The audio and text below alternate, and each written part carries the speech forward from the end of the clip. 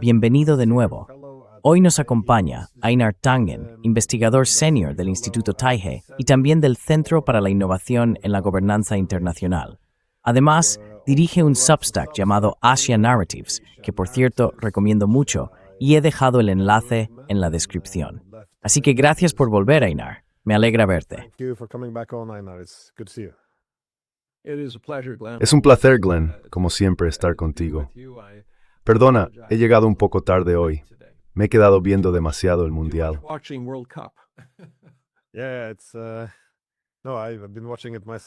Sí, lo he estado siguiendo yo también. Siento lo de Noruega.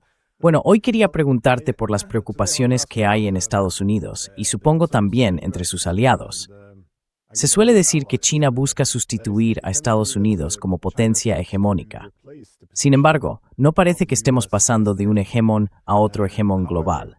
Más bien, el mundo está cambiando de un sistema unipolar, es decir, con un solo centro de poder, antes Estados Unidos, a un sistema multipolar, con varios centros de poder.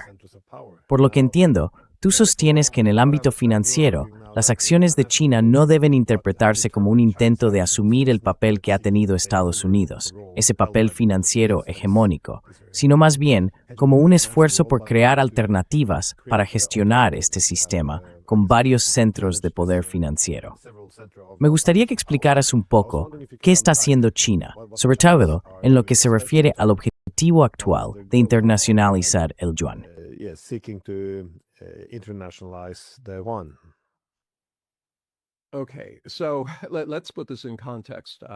Vale, pongamos esto en contexto.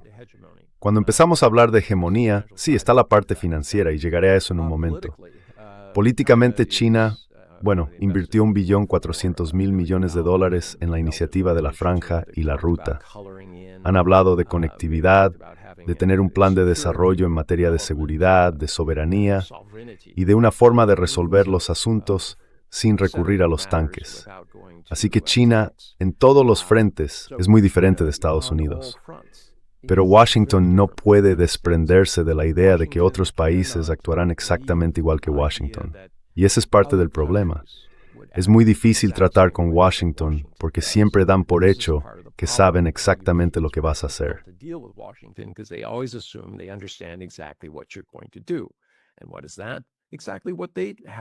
¿Y qué es eso? Exactamente lo que han hecho o lo que piensan hacer en las mismas circunstancias. Así que están intentando asimilar esta idea de que puede existir una nación poderosa que no quiera dominar el mundo, que no lo vea como algo viable ni económica, ni política, ni militarmente. Y ahí es donde estamos. Cuando empezamos a hablar del aspecto financiero, recordemos que también están los factores políticos y militares. Entonces, en lo económico, ¿qué está haciendo China? Han dicho que quieren aumentar el comercio. Obviamente sus inversiones en la iniciativa de la Franja y la Ruta forman parte de eso, y ha sido muy exitosa.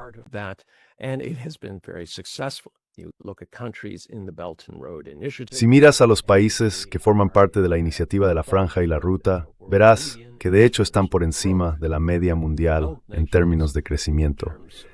Si miramos a las naciones desarrolladas, en cambio, en porcentaje real de crecimiento, están por debajo de esa media. Así que para esos países tiene mucho sentido. Y también lo tiene el aspecto político y militar. Reforzar la defensa, mantener los regímenes estables, no intervenir en los asuntos internos de otros países. Todo eso conecta mucho con el llamado sur global. Ahora bien, desde el punto de vista financiero, China no tiene ningún interés en copiar el modelo estadounidense. ¿Por qué? Pues basta con mirar a un país dividido económicamente, con enormes desigualdades y una deuda gigantesca que se ha ido acumulando con el tiempo.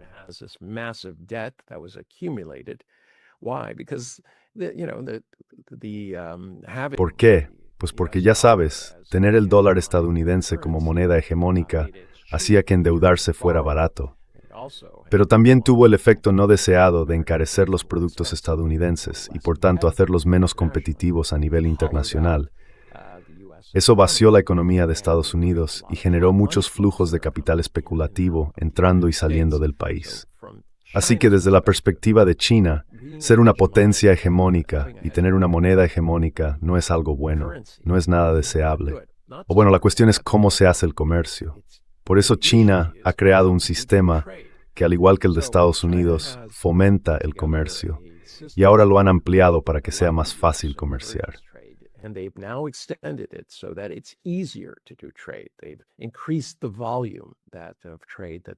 Han aumentado el volumen de comercio que se puede hacer permitiendo vender más bonos. Si vendes más bonos, hay más liquidez en el mercado. También han creado sistemas y productos que te permiten pedir préstamos a corto plazo usando como garantía los bonos que tienes. ¿Por qué tienes esos bonos? Porque estabas comerciando con China. Eso significa que no tienes que venderlos. Así es mucho más fácil gestionar tus obligaciones comerciales. Si alguien quiere que le pagues en renminbi, tienes que darle renminbi. ¿Cómo lo haces? Pues este es el sistema que te lo permite. Así que China ha creado todo esto, ha aumentado la liquidez. Evidentemente ha generado más oportunidades y herramientas para hacerlo, pero no ha abierto su cuenta interna, lo que ellos llaman la cuenta de capital.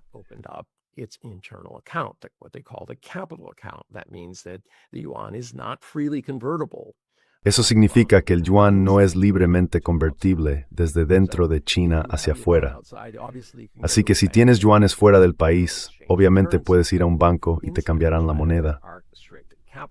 Pero si estás dentro de China, hay controles de capital muy estrictos. No quieren que el dinero circule libremente. Y hay preocupación por el dinero sucio que se intenta sacar de China, porque la gente allí no puede explicar de dónde viene ese dinero. El país no tiene ningún interés en ayudarles a evadir impuestos ni responsabilidades. Así que sí, sigue habiendo controles muy fuertes sobre eso. Ahora bien, ¿hacia dónde va todo esto? Mucha gente lo pregunta. Pues al final China va a tener una moneda digital, y lo digo literalmente. En mi caso, hace muchos años que no uso dinero en efectivo.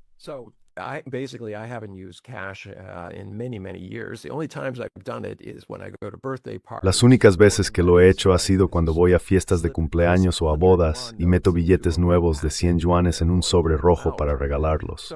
Entonces, ¿hacia dónde va todo esto? Mucha gente se hace esa pregunta. Y yo señalo que China lleva tiempo avanzando, despacio pero con constancia, hacia una moneda electrónica que en esencia eliminaría el dinero en efectivo. Esto tendría enormes repercusiones en la forma en que la gente hace negocios, porque el efectivo dejaría de ser aceptado. Seguiría existiendo una manera de convertir un yuan electrónico en un dólar estadounidense o en cualquier otra moneda. Eso no cambiaría. Pero dentro de China, imagina un mundo en el que se sabe de dónde viene y a dónde va todo. Si hay una transacción, un gobierno, y hay impuestos que pagar, se podría en esencia cobrar el impuesto en el mismo momento de la transacción. Eso lo haría mucho más sencillo.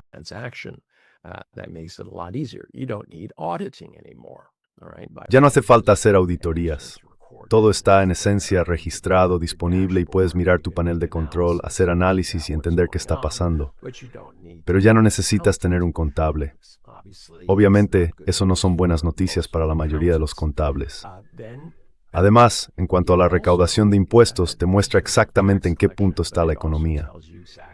No tienes que esperar 2, 3, 4 o 6 meses para saber qué está haciendo la gente en cada momento. Tienes un gran panel que te indica con precisión cómo está funcionando la economía. Los informes se pueden publicar mucho más rápido. Y los mercados también pueden reaccionar con mucha más rapidez.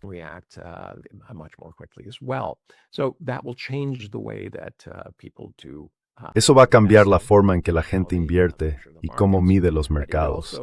Pero también tiene un efecto internacional, porque entonces el yuan podrá ser convertible en determinadas circunstancias. No habrá miedo de que dinero ilícito salga de Estados Unidos, al menos por medios electrónicos. Y cualquier dinero que regrese a las personas tendrá que explicarse, obviamente, de dónde viene. Si lo introducen en un sistema electrónico va a ser muy difícil. Así que el mundo va a cambiar. Y no se trata solo de China. En esencia, todos los países van a hacer lo mismo.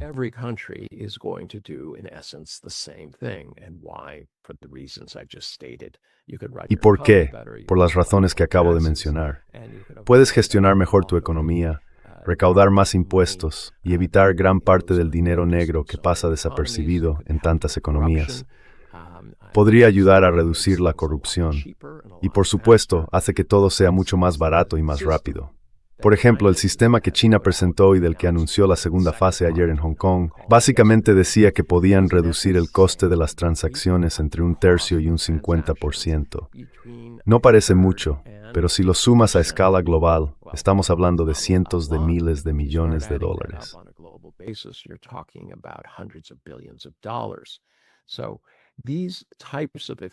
Así que este tipo de eficiencias que están impulsando a China son, como era de esperar, las mismas que aplican en su sector manufacturero. Están intentando mejorar los procesos, reducir costes y eliminar fricciones, ya sea en la logística, la producción o las finanzas. Y esta combinación sigue ayudando a China a mantenerse competitiva. Puede fabricar productos a bajo coste, puede hacerlos llegar de forma barata y además facilita que los pagos, tanto al recibirlos como al hacerlos, sean más rápidos y económicos. Esto es, en esencia, lo que China está intentando hacer. Habrá que ver cómo resulta. Pero si tiene éxito, como he dicho, hay que estar preparados. El mundo será distinto.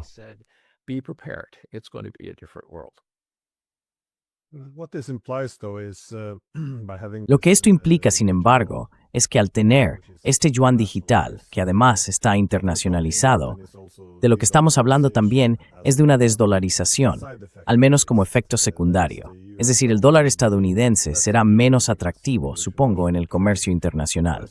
Pero, como decíamos antes, no es que todo el mundo vaya a pasarse de repente a la moneda china. Entonces, ¿cómo crees que funcionará esto? ¿Van a coexistir ambas monedas? ¿O piensas que, en cuanto el dólar empiece a usarse menos, estallará una burbuja? Es decir, ¿cómo ves tú que funcionan los mercados monetarios en una situación así?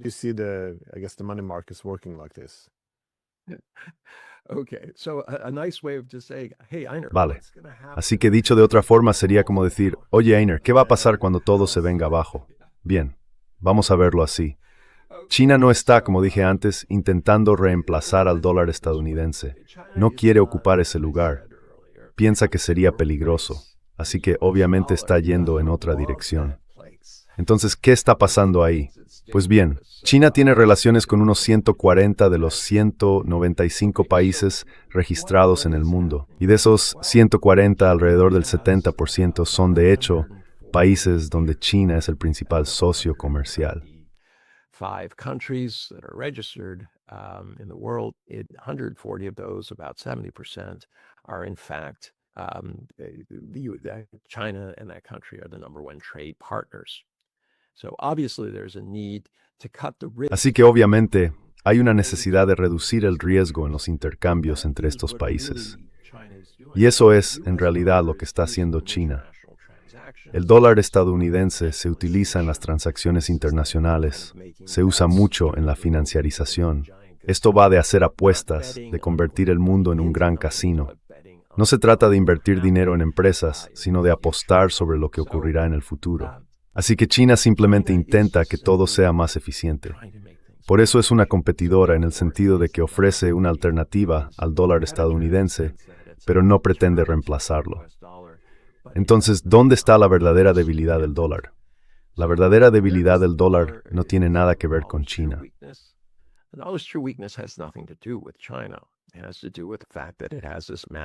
Tiene que ver con el hecho de que hay una deuda enorme, de 40 billones de dólares y creciendo, que no tiene intención ni capacidad de pagar, ni siquiera un plan para hacerlo.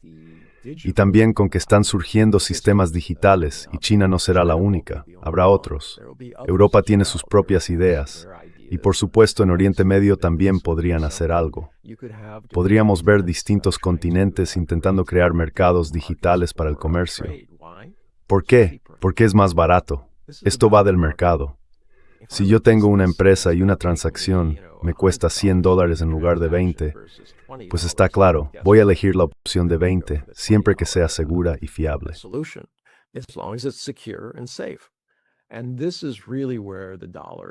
Y aquí es realmente donde el dólar está muy débil. Los sistemas actuales protegen a muchos actores ya establecidos, como los bancos, las tarjetas de crédito o las agencias de calificación. Todos ellos, en fin, quieren mantener el sistema el mayor tiempo posible. ¿Por qué? Porque obtienen comisiones de él. Y esas comisiones sostienen sus negocios, sus bonus y todo eso. Además, casualmente tienen mucha influencia en Washington. Pero este es un asunto internacional. Y hagan lo que hagan con el dólar estadounidense, no puedes obligar a otros países a su sistema de comercio. Donald Trump ha lanzado todo tipo de amenazas.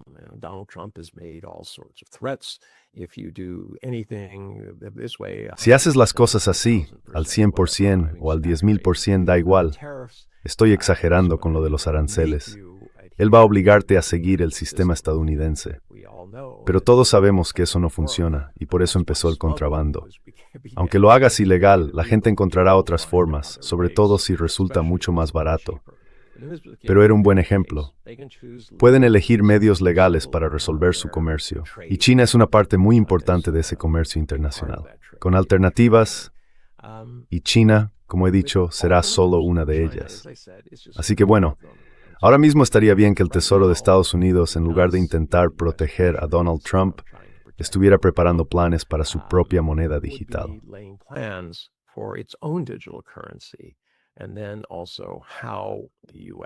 Y también está la cuestión de cómo afrontar el déficit de Estados Unidos. No solo el déficit, sino también la enorme montaña de deuda. Porque ahora mismo Estados Unidos funciona básicamente con un déficit anual de unos $2 billones. Eso significa que cada año el país pide prestados unos 2 billones, a veces un poco más, solo para poder pagar sus facturas. Ese dinero se suma a la deuda existente. Y como decía, hay que hacer frente al déficit y también a la deuda, pero al mismo tiempo seguir haciendo crecer la economía. Y sin embargo, oigo muy poco sobre esto aparte de vamos a hacer que América vuelva a ser grande, que es un eslogan, no un plan.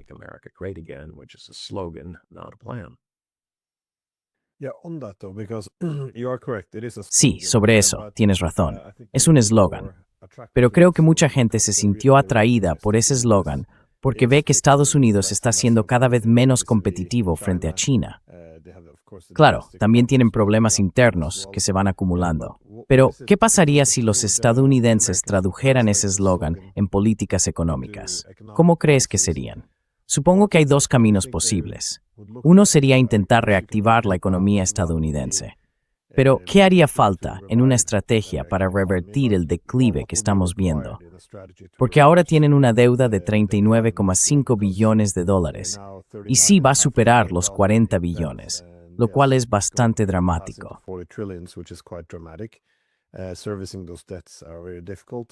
Pagar esas deudas es muy complicado.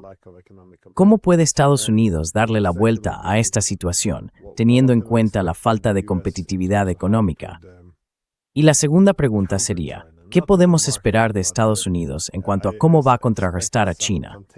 No me refiero al mercado, sino que imagino políticas de contención, es decir, más ataques contra la tecnología china, quizá incluso bloqueos en los corredores de transporte, como hizo con el petróleo iraní que iba a China. Podría bloquear algún aspecto financiero de la economía china, como el acceso a los bancos o a las divisas. ¿Cómo crees que van a jugar los estadounidenses en todo esto? Vale, muchas preguntas ahí. Me he lanzado con una pregunta grande.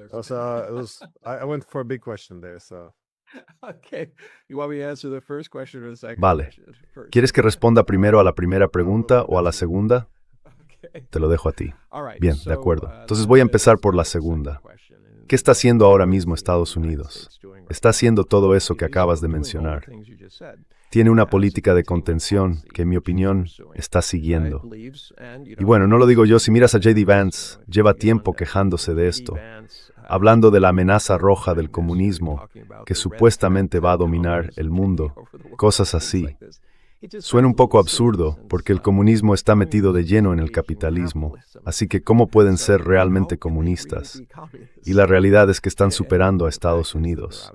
Así que el país va a seguir adelante a pesar de este tipo de comercio. Bueno, ni siquiera debería llamarlo tregua, es más bien un simple acuerdo.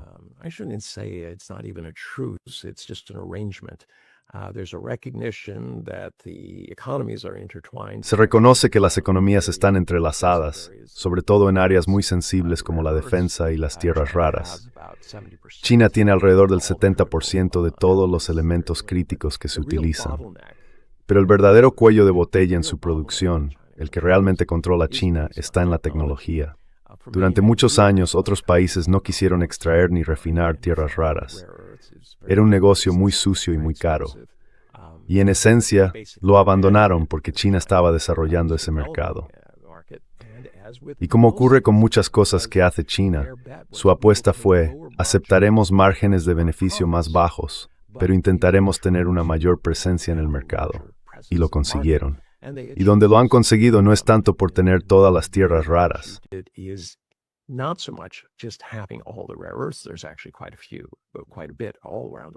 En realidad hay bastantes, repartidos por todo el mundo. El problema está en el refinado.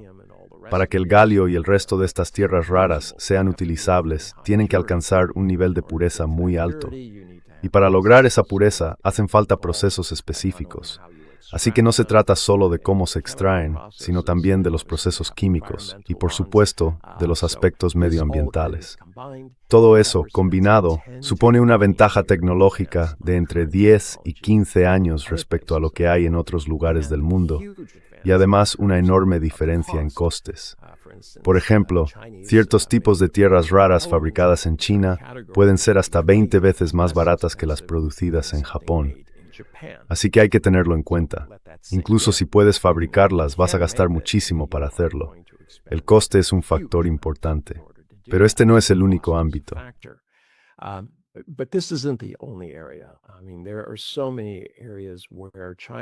Quiero decir, hay muchísimos sectores en los que China se ha convertido en el principal proveedor y fabricante de todo tipo de productos. Da igual si hablamos de vitamina C, de los componentes de la pólvora y los propelentes, o de bienes intermedios. Necesitas ciertos tipos de tornillos hechos con materiales específicos. ¿Adivina de dónde vienen? De China. Como repito una y otra vez, el modelo chino consiste en entrar en sectores maduros, donde quizá la rentabilidad del capital sea del 5%. Y lo que hacen es decir, nosotros nos conformamos con un 3,5%. Así consiguen hacerse con el mercado. Pero su estrategia es quedarse con ese 3,5% de un mercado enorme, lo que lo hace viable. Esto es lo que ha hecho China y esto es lo que Estados Unidos tiene ahora delante. La pregunta es, ¿qué puede hacer Estados Unidos? Now the question is, what can the U.S. do? Yes, they've done the blacklisting. They have indicated. Sí, han hecho esas listas negras. Han indicado, y ya hablamos de esto antes, que el plan, según el funcionario del Departamento de Guerra, es interrumpir los flujos de energía hacia China. Ya sabes, Venezuela, Nigeria, Irán, ¿qué tienen en común? Todos vendían petróleo a China. Y la idea en cuanto a interferir con ellos es que si cortas el suministro de energía a China, de alguna forma la debilitas. Bueno, eso no ha salido exactamente como esperaban. China sigue teniendo la gran mayoría de sus reservas.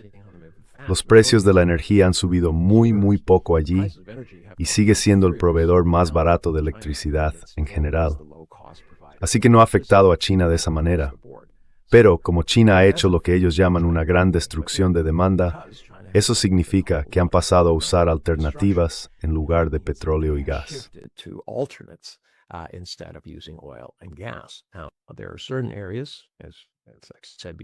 Ahora bien, hay ciertas áreas, como dije antes, en las que el 40% de todo el petróleo y el gas que se producen en el mundo no se usan en ningún tipo de motor.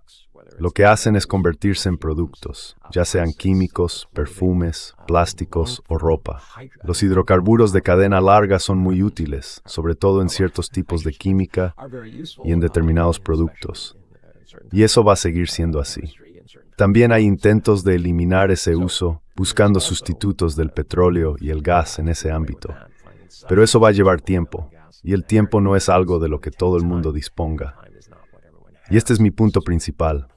Estados Unidos está intentando todas esas cosas, pero no tiene mucho tiempo. China está reaccionando más rápido de lo que Estados Unidos esperaba. La segunda arma elegida es, por supuesto, interferir con los productos chinos.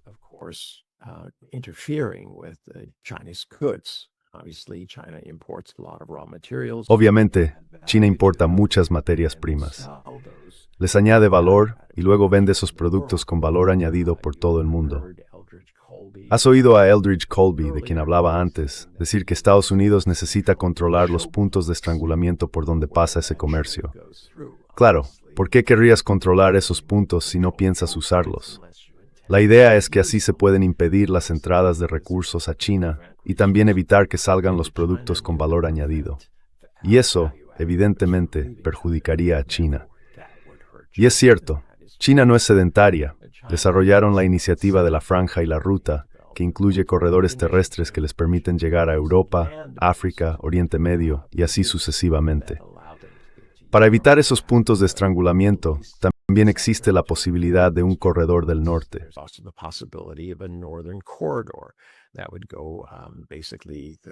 Eso pasaría básicamente por aguas controladas por Rusia, por el extremo norte, lo que les permitiría llegar al Atlántico. Así que China puede... Hay una especie de juego del gato y el ratón, o si quieres, de damas frente a Go, que se está jugando entre Estados Unidos y China, en Washington. China busca mantener su capacidad de seguir creciendo. La diferencia es que Estados Unidos dice que China es de algún modo malvada por estar creciendo. Y China responde, oye, podemos trabajar todos juntos. Y eso me lleva a la primera pregunta que hiciste. ¿Cómo sale Estados Unidos de esta situación? Porque si no hay un camino claro para Estados Unidos, esto podría acabar en un escenario en el que el Pentágono se imponga y empiecen a lanzar bombas por todas partes.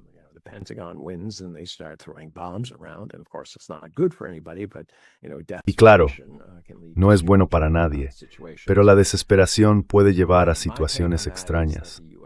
Mi opinión es que Estados Unidos debería centrarse en sus puntos fuertes naturales. Y sus puntos fuertes no son los salarios, que son muy altos y hacen que fabricar en el país sea prohibitivamente caro.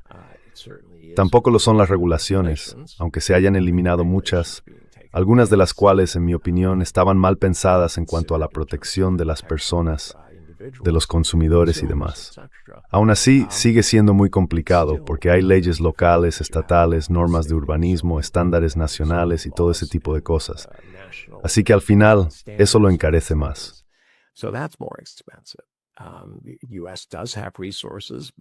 Estados Unidos sí tiene recursos, pero debido a factores como los altos salarios y la regulación, a veces resulta caro extraerlos. Pero, ¿qué es lo que realmente tiene Estados Unidos? Antes tenía la capacidad de atraer a grandes mentes de todo el mundo, y esas personas venían al país en busca de oportunidades. Era la tierra de la libertad. Era el lugar donde con esfuerzo uno podía llegar tan lejos como su talento le permitiera. Pero eso ha cambiado. La situación anti-inmigrante, junto con la desconfianza hacia cualquier persona extranjera, especialmente hacia quienes tienen rasgos asiáticos, no hace falta que sean chinos, ha empeorado.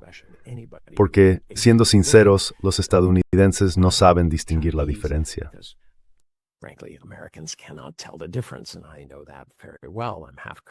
Y lo sé muy bien, soy medio coreano, pero me han llamado chino toda la vida. No es un insulto, es simplemente ignorancia. Había gente del sudeste asiático, Hmong, que para mí no se parecen en nada a los chinos, pero a todos los describían como chinos. Así que hay algo de volver a la ley de exclusión china. Esa idea de que cualquiera que tenga un aspecto un poco asiático es de alguna manera sospechoso o incivilizado y cosas así. El racismo sigue muy presente. Esto aleja a personas poder sentir vidas por alcanzar el sueño americano. Y se están marchando cada semana.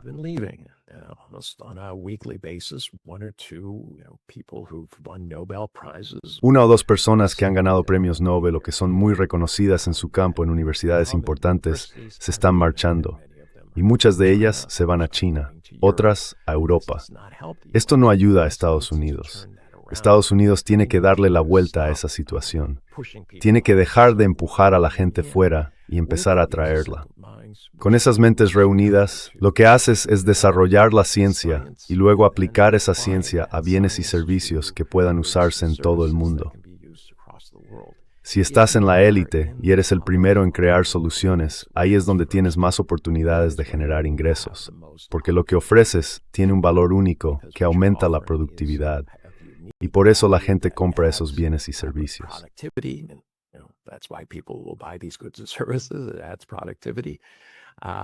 Aumenta la productividad, y como resultado pueden pagar más. Eso significa que obtienes márgenes más altos. Esos márgenes más altos permiten pagar las cantidades necesarias para retener a personas muy especializadas. Es un poco más difícil quizá para el resto de Estados Unidos, para quienes no están tan demandados y se enfrentan a la competencia de la inteligencia artificial en algunos casos. Especialmente los trabajadores de oficina, en el ámbito jurídico, contable y en otras áreas donde se recopila, se organiza y se resumen grandes volúmenes de información, algo que una inteligencia artificial puede hacer obviamente mucho más rápido, de forma más eficiente y probablemente con mayor precisión.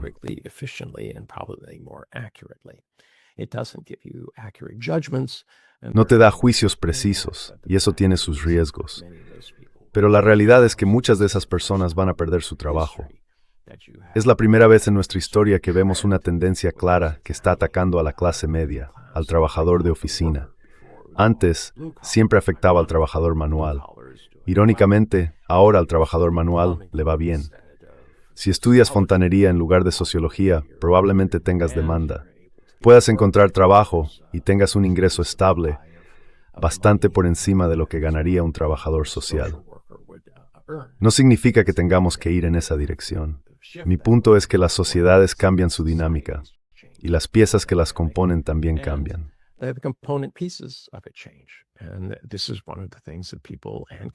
Y esto es algo que las personas y los países tienen que aprender, que a medida que los países cambian y cambian también las dinámicas de los mercados, hay que volver a formarse. Hay lugares como Finlandia, por ejemplo, donde existe una ley que dice que cada 9 años tienes derecho a reciclarte, a recibir formación adicional. Me parece una idea muy inteligente, porque si no tienes habilidades, ¿qué vas a hacer? Acabas queriendo ayuda del gobierno, y ese no es un buen camino. Las personas que dependen de la ayuda pública durante mucho tiempo suelen tener muchos problemas, consumo de drogas, todo tipo de dificultades sociales en las familias y cosas así. No es bueno. La gente quiere trabajar.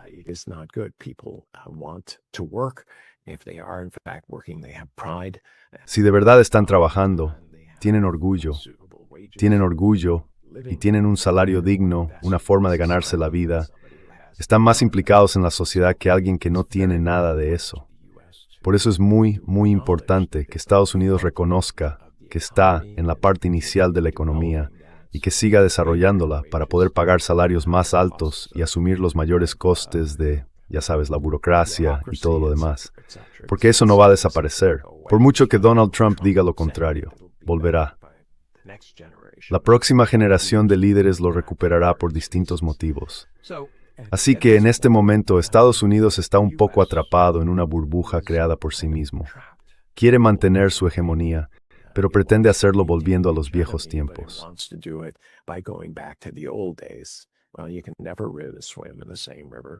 Bueno, nunca puedes bañarte 2 veces en el mismo río. El río sigue su curso. Y en este caso, la idea que tenía Donald Trump de reindustrializar Estados Unidos tiene muchísimos problemas. Y siendo sinceros, no ha funcionado.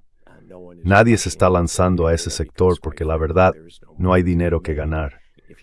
Si aumentas la capacidad industrial en Estados Unidos, eso significa que vas a competir con la capacidad industrial que ya existe en otros lugares. Probablemente tendrás que invertir más dinero, pagar salarios más altos, y la logística no es tan buena.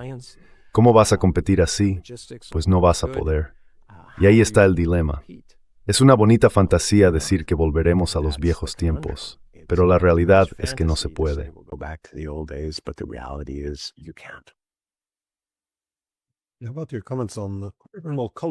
¿Qué opinas de tus comentarios? Bueno, de los comentarios de Colby sobre la necesidad de tener esos puntos de estrangulamiento para asfixiar la economía china. A lo largo de la historia vemos que las potencias marítimas han tenido, por lo general, más incentivos para impulsar un orden internacional hegemónico, porque los mares funcionan como bienes comunes globales, pero también porque existen esos cuellos de botella estratégicos. Por eso, los océanos del mundo son menos favorables a la multipolaridad. Es decir, si controlas el Canal de Panamá y el Canal de Suez, eso te permite, en esencia, establecer una posición hegemónica allí. Cualquier país que quiera prosperar mediante el comercio o mover tropas tiene que, en cierta medida, adaptarse a ese statu quo, que hay una potencia hegemónica y que hay que seguir sus reglas.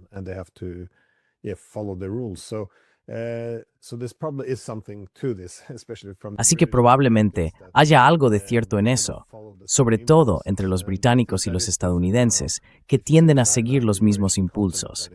Y creo que eso ahora es diferente. Si miras a China y al continente euroasiático, es decir, esos corredores terrestres a los que te refieres, permiten a los países diversificarse más. Pero quería preguntar por Europa, por la relación entre China y Europa. ¿Hasta qué punto ves que se están desarrollando esos lazos? Porque es una relación bastante complicada. Como sabemos, los europeos llevan, unas 8 décadas bajo el liderazgo de Estados Unidos. Empieza a parecer un poco un síndrome de Estocolmo, pero ahora Estados Unidos está en un declive relativo y como consecuencia está restando prioridad a Europa y volviéndose también más agresivo, como suele ocurrir con una potencia en declive.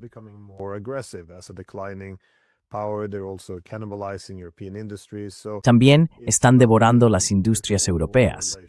Así que no se trata de la relación de la Guerra Fría, ni siquiera de la del periodo posterior, que los europeos recuerdan con bastante cariño.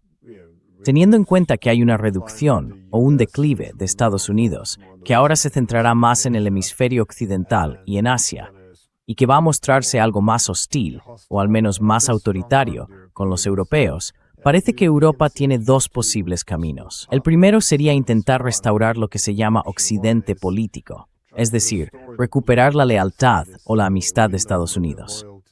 Y eso, en términos de políticas, parece traducirse en una subordinación total y absoluta, seguir ciegamente todas las políticas estadounidenses y aceptar cualquier acuerdo comercial desastroso que los norteamericanos pongan delante de los europeos.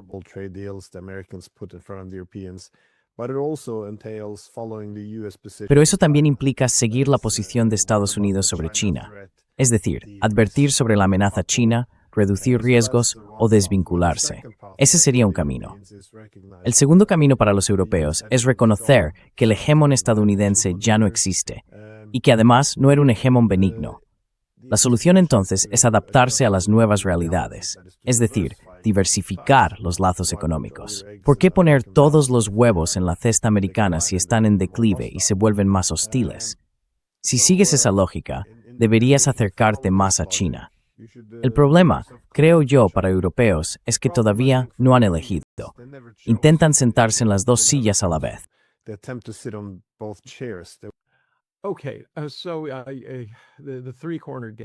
Vale.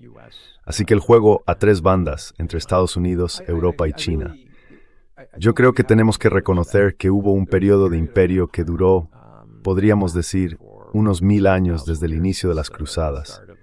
En ese tiempo, Europa fue muy agresiva y después vino Estados Unidos con ese modelo de que si quieres algo, si quieres avanzar, si quieres que tu economía funcione, simplemente vas y se lo quitas a otro. Ahora bien, esto no es algo nuevo. Ha habido periodos de imperios en el mundo desde que existe la historia escrita. La diferencia hoy es que China plantea lo que llama un modelo de civilización. Y eso significa que han estudiado y han pasado por sus propios periodos imperiales antes. Han estudiado el periodo imperial actual y piensan, esto no funciona bien.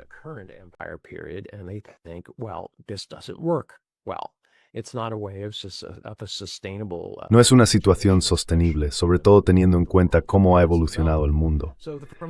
Así que desde su punto de vista es mucho mejor decir, mira, no hace falta decirle a todo el mundo lo que tiene que hacer. Lo que necesitamos es respeto mutuo. Los países tienen que estar seguros, tienen que tener un camino hacia el desarrollo. Y como he dicho, su soberanía no debe verse interferida. Además, tiene que existir algún mecanismo para resolver las fricciones que surgen inevitablemente cuando hay distintos países. Así que lo que están diciendo es que no necesitamos un hegemón, no necesitamos un imperio, punto. Lo que necesitamos es un mundo colectivo, multipolar, multilateral, donde el comercio sea algo que impulse al mundo, no que lo limite. Y esto, por supuesto, es algo totalmente opuesto.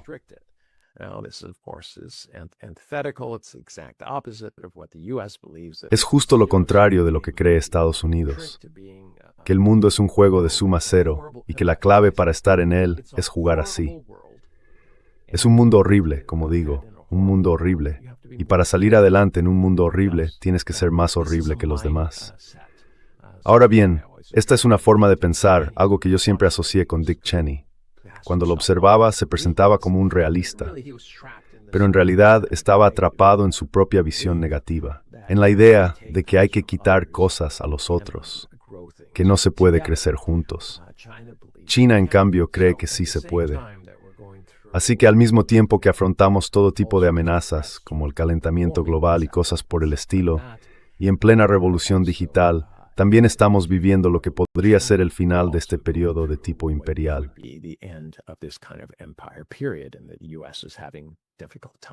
Y Estados Unidos está pasando por un momento difícil, como ya he explicado, y hemos hablado de cómo adaptarse a eso. Pero ¿dónde está Europa? Bueno, Europa fue la progenitora original de Estados Unidos. Le enseñó todo lo que sabe sobre cómo entrar en otros lugares y tomar cosas de otras personas para construir riqueza y poder. Ahora están atrapados en una situación en la que sienten muchos remordimientos, o se supone que deberían sentirlos, por las cosas terribles que hicieron. Ya sabes, cortar las manos a la gente y enviarlas a países europeos para exhibirlas en un museo. No porque esas personas hubieran hecho algo malo, sino simplemente porque, bueno, ¿no sería curioso tener una colección de manos? ¿Manos derechas o izquierdas? Supongo que da igual cuáles.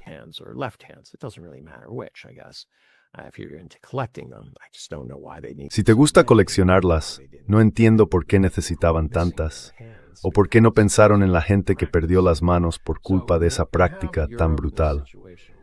Así que tienes a Europa en una situación en la que quiere parecer moral, pero ha conseguido su dinero de forma inmoral. Y ahora intentan decir que tienen valores, que Estados Unidos y Europa representan esos valores. Cuesta ver esos valores hoy en día, pero están atrapados. Y cada vez hay una división mayor entre la gente que simplemente quiere que sus gobiernos les den oportunidades, que les mantengan con trabajo, que mantengan su nivel de vida lo más alto posible, que resuelvan los problemas económicos.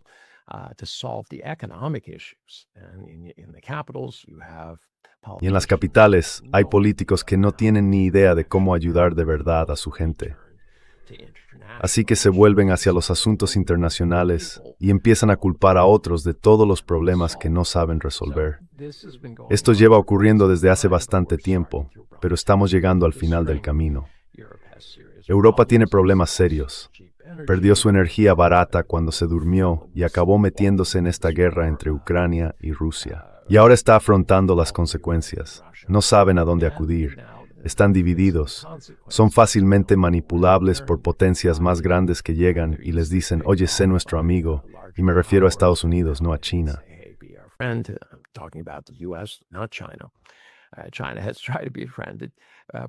China también ha intentado ser amiga, pero se ha dado cuenta de que tratar con un gobierno concreto no sirve de mucho. Lo aprendieron con la iniciativa de la Franja y la Ruta, porque cuando te alineas con un gobierno, en cuanto ese gobierno pierde el poder, el nuevo te acusa de haber colaborado con el anterior y surgen acusaciones de corrupción y demás. Y además, no hay agradecimientos. Da igual que el proyecto haya sido bueno o malo. Ahora reciben un enfoque y lo tratan como si fueran un banco. ¿Es viable el proyecto? ¿Por recuperar String? Si la respuesta es sí, invierten.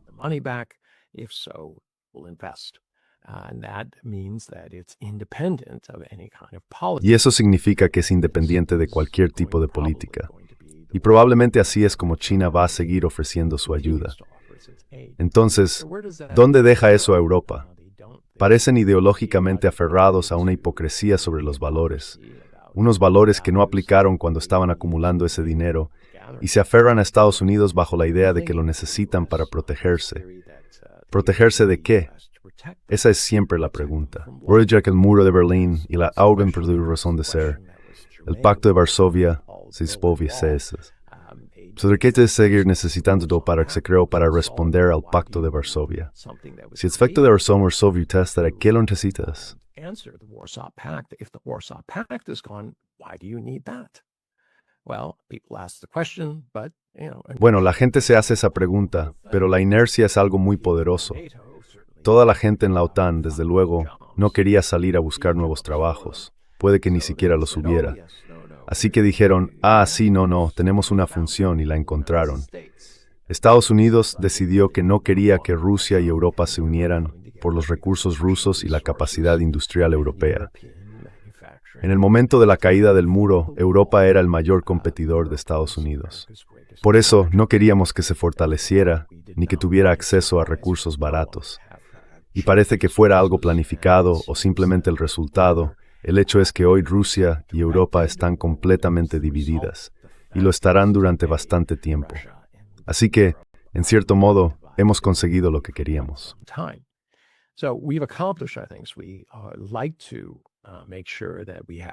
Nos gusta asegurarnos de que no tengamos ningún competidor. Eso forma parte de nuestra estrategia hegemónica. Así que cuando Japón amenazaba con convertirse en una nación más poderosa, aunque en realidad no era posible por el tamaño de sus mercados, por lo que producían y todo eso, básicamente les obligamos a firmar los acuerdos del Plaza. Y desde entonces, su economía vale hoy menos de lo que valía cuando firmaron esos acuerdos. Es decir, que se han quedado completamente estancados desde entonces, asegurando en la práctica que sigan siendo subordinados a nosotros. Pero aquí está el problema. Si Europa sigue por ese camino, ya sabes, la reciente reunión de la OTAN fue un ejemplo clarísimo de ello. Europa compra el 60% de su equipamiento militar y de su munición a Estados Unidos.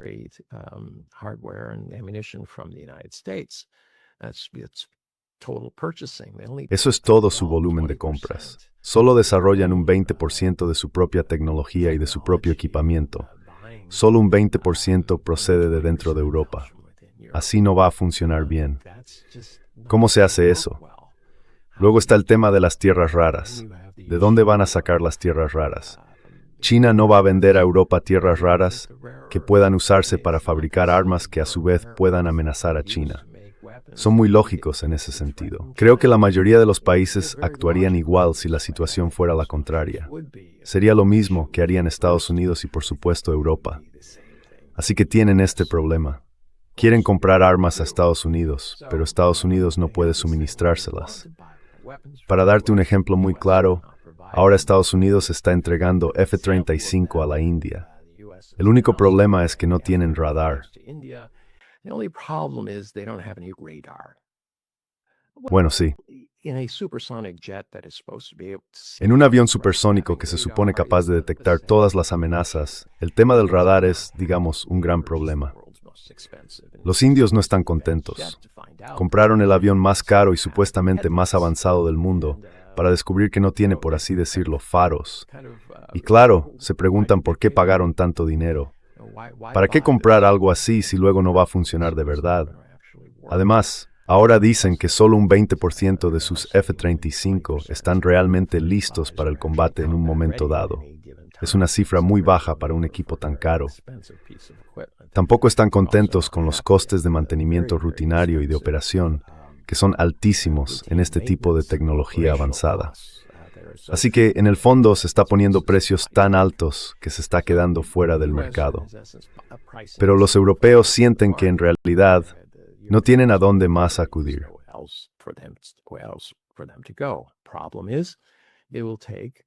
El problema es que, siendo realistas, Europa tardará entre 10 y 15 años en desarrollar su propia industria de blindados. No son cosas que uno monte de la noche a la mañana. No basta con poner una caja de cartón y empezar a fabricar propelente para cohetes. Estas cosas llevan mucho tiempo, requieren mucho dinero, y además estás añadiendo nueva capacidad. Así que volvemos a un modelo de industrialización en el que construyes algo que cuesta más levantar y que también cuesta más producir que lo que ya está disponible en otros lugares. ¿Por qué es importante esto? Pues porque, como hemos visto en Rusia, en Ucrania, en Irán y en muchos otros sitios, la naturaleza de la guerra ha cambiado. Un dron que cuesta $5,000 tiene que ser derribado con un misil que vale entre 2 y 6 millones.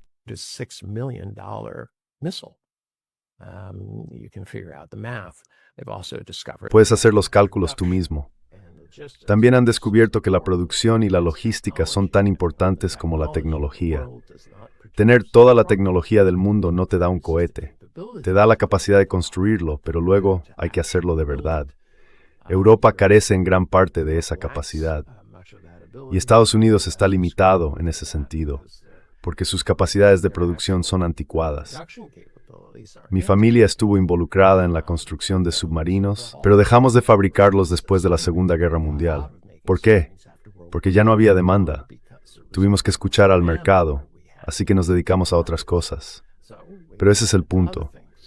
Para poner en marcha una de estas industrias, hay que encontrar a alguien dispuesto a invertir tiempo y esfuerzo en ella.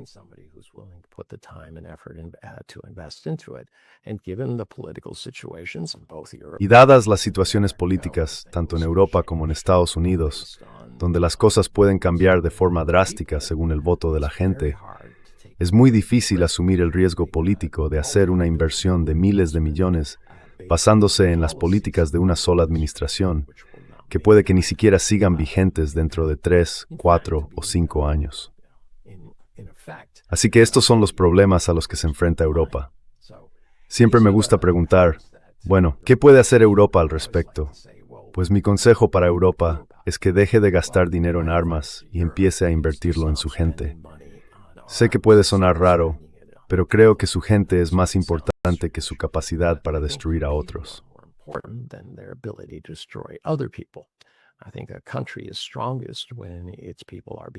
Creo que un país es más fuerte cuando su gente está detrás de él, cuando está dispuesta a luchar por su existencia porque la ve como algo bueno, como algo moral, como una entidad que protege a su pueblo, y por tanto el pueblo protege a su gobierno.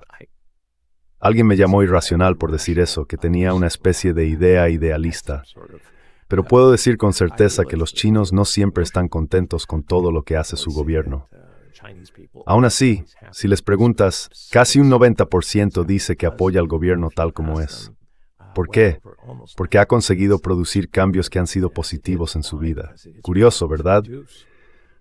Que de algún modo los gobiernos tengan que justificar su existencia ante su pueblo, cumpliendo realmente con lo que la gente necesita.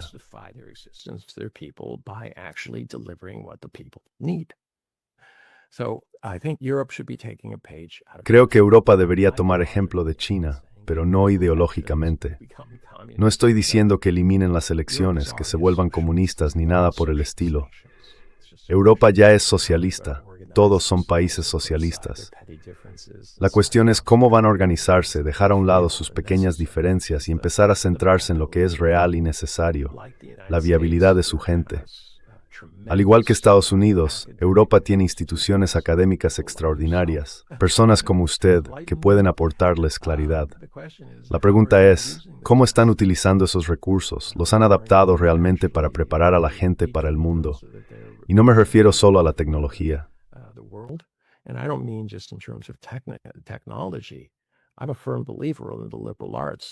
Soy un firme creyente en las humanidades, entender la historia, la filosofía, conocer tu propia cultura para poder comprender otras. ¿Por qué? Porque si quiero comerciar con otra cultura, necesito saber más que su idioma. Tengo que saber qué quieren. Y la única forma de saberlo es entendiendo cómo son.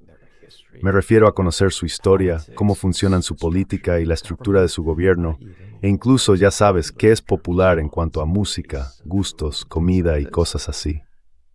Es una gran oportunidad. Y creo que Europa no tiene las grandes, bueno, tiene algunas, pero no las grandes empresas que en esencia controlan los mercados. Ellas sí controlan los mercados.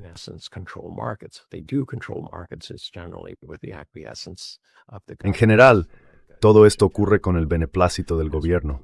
Por ejemplo, Deutsche Telekom, que lleva ofreciendo las peores velocidades de Internet de forma constante desde hace muchos años, a pesar de ser ese supuesto gigante tecnológico alemán. ¿Por qué? Porque tienen un monopolio. Y dijeron algo así como, bueno, nos saltamos esta generación de, ya sabes, el 5G, porque, en fin, ¿quién lo necesita? O bueno, creo que en realidad fue el 4G el que se saltaron. En cualquier caso, la cuestión es que Europa tiene ahora una gran oportunidad. Cuenta con pequeñas y medianas empresas muy buenas, muy especializadas, porque no les quedaba otra si querían sobrevivir. Pero con las herramientas digitales que están eliminando empleos, también están surgiendo nuevas oportunidades.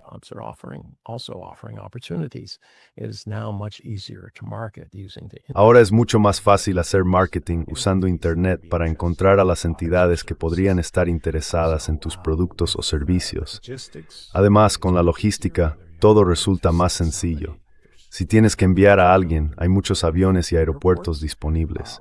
Y si lo que envías son mercancías, hay barcos, trenes y aviones que pueden llevarlas sin problema.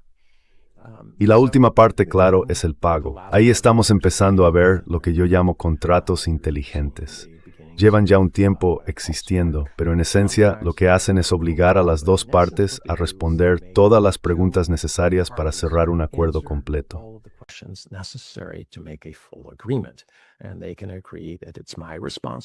Y pueden ponerse de acuerdo en que es mi responsabilidad o que es tu responsabilidad o que acordamos pagar a otra persona para que asuma esa responsabilidad, siempre que haya alguien dispuesto a hacerlo. Bien, para empezar, eso simplifica todo, porque todo queda claro. Imaginemos que va a haber una inspección en un momento determinado y que la responsabilidad es del grupo A o del grupo B. Ellos asumen esa responsabilidad y a partir de ese resultado, un hecho comprobado, se puede decidir si se realiza el pago o no. Ahora existen agentes inteligentes.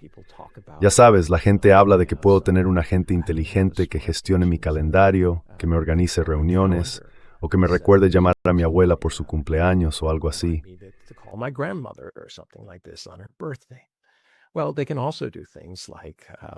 Bueno, también pueden hacer cosas como asegurarse de que un contrato se esté cumpliendo de verdad. Que la persona que dijo que iba a fabricarme 10,000 piezas haya comprado ya los materiales necesarios para poder hacer esas 10,000 piezas en el plazo en el que su capacidad de producción se lo permita. Y el sistema me dirá si eso está ocurriendo o no. Y si no está ocurriendo, puedo decirle al tipo, oye, mira, no estás cumpliendo, me voy a llevar mi negocio a otro sitio. O vas a tener que hacer los ajustes necesarios. Y por cierto, vas a tener que pagar la diferencia, porque no voy a perder el beneficio de nuestro acuerdo. Claro, si sé que eso va a pasar, probablemente no dejo que llegue a pasar.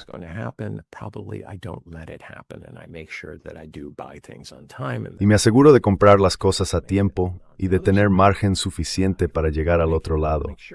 Si soy yo quien hace el trabajo, quiero asegurarme de que me paguen y de que me paguen a tiempo. ¿No sería estupendo? ¡Qué idea tan novedosa! Así puedo pedirle a mi agente que compruebe que hay dinero en las cuentas y que hay suficiente para que cuando entregue se me pueda pagar. Esto simplifica muchísimo las cosas. Tengo menos comisiones bancarias. No tengo que abrir cartas de crédito. No necesito contratar abogados caros ni que los contables revisen el acuerdo. Y además tengo menos disputas, porque queda mucho más claro qué ha pasado y de quién fue la culpa.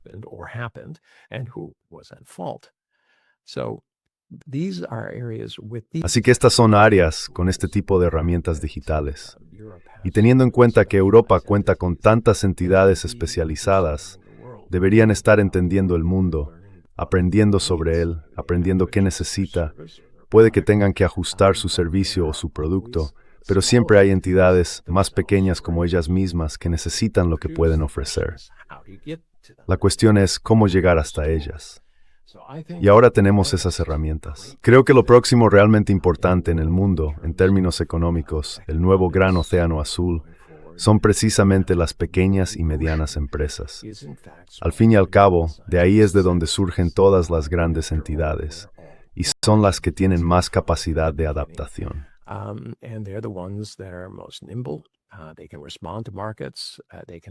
Pueden reaccionar al mercado, pueden cubrir nichos muy rápido. Hay mucha competencia que les obliga a ser honestos y a mantener los precios bajos. No son como esos grandes gigantes que pueden fracasar una y otra vez simplemente porque dominan el mercado. Así que este es un ámbito en el que creo que Europa podría hacerlo muy bien. Y además, en las ciencias, donde están comprendiendo y creando cosas, ya sean nuevos materiales o inteligencia artificial, tienen que compensar los déficits que hay ahí. No pueden dejarlo en manos de otros. No hay ninguna razón por la que los institutos europeos no deban estar produciendo tecnología y propiedad intelectual de primer nivel mundial que luego pueda aplicarse en productos y servicios.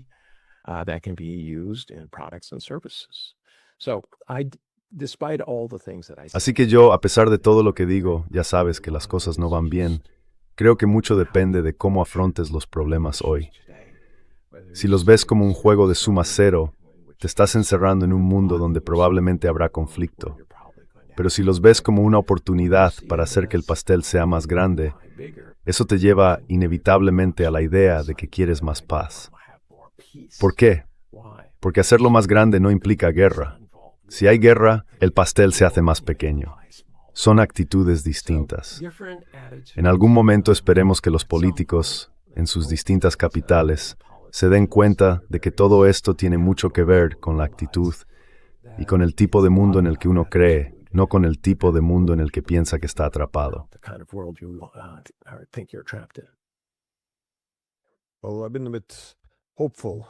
Bueno, he tenido algo de esperanza, quizá no mucha, pero sí la idea de que unos lazos económicos más fuertes entre Europa y China podrían ayudar a los europeos a desarrollar un modelo económico que les permita encontrar un nuevo papel en este nuevo mundo. Porque ahora mismo parece que los líderes europeos, al menos, ven el militarismo como la solución para todo. Es decir, tienen economías débiles y piensan, el militarismo puede impulsar tanto el desarrollo económico como el tecnológico. Ya sabes, hagamos un keynesianismo militar. Construyamos muchas armas en lugar de coches, como dicen los alemanes. Además, eso también resuelve la crisis de legitimidad política. Es decir, a medida que nuestros líderes ignoran los intereses nacionales y económicos básicos, su popularidad cae.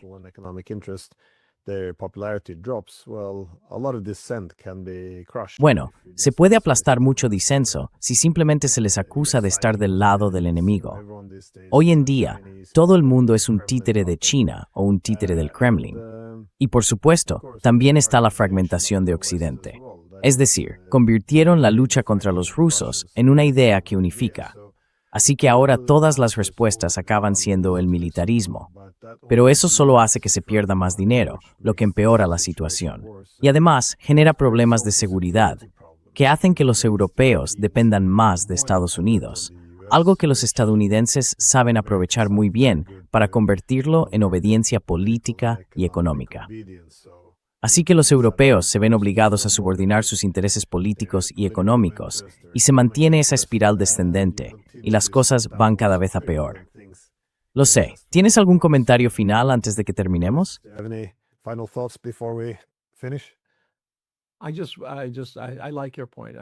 Me gusta tu punto, de verdad.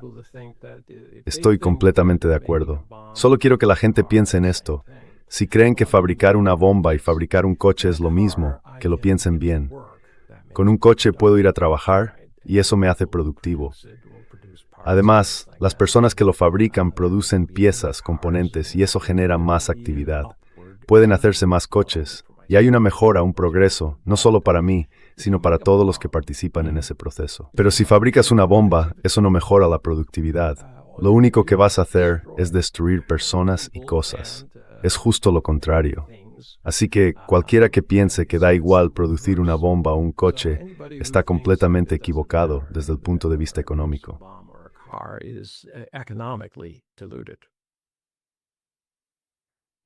Estoy totalmente de acuerdo con eso. Así que muchas gracias por venir a tiempo y espero pronto. Igualmente, que voy a mí.